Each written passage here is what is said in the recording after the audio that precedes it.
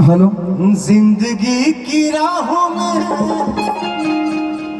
रंजो गम के मेले। हेलो भैया भैया,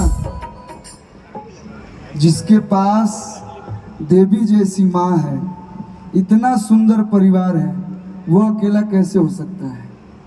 हम सब छोटे भाई आपके साथ हैं, सभी लोग आपके साथ हैं। आज ही ने आपके साथ। हेलो। ये मेरा सौभाग्य है। माई खातिर एक लाइन हम गाएंगे भैया, माइनर दीजिएगा इसी स्केल में। हाँ 5.5 कर दीजिए ना, 5.5। अब क्रिया बा हमारा, अगर छोट भाई मानत हो कब तो रुआ इमोशनल हो कब। आज भाइयन के रुआ इतना सुंदर पार्टी दिले बनी, सब भाइयन के बोलौले बनी, और रुआ इतना इमोशनल होगा तो हमने के खुश होके जाई भैया। हाँ हाँ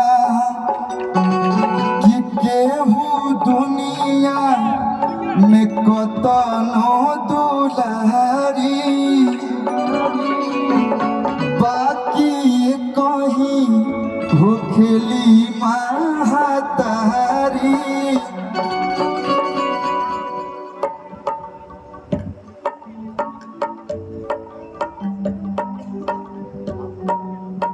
हम लोग के बीच माननीय गार्जियन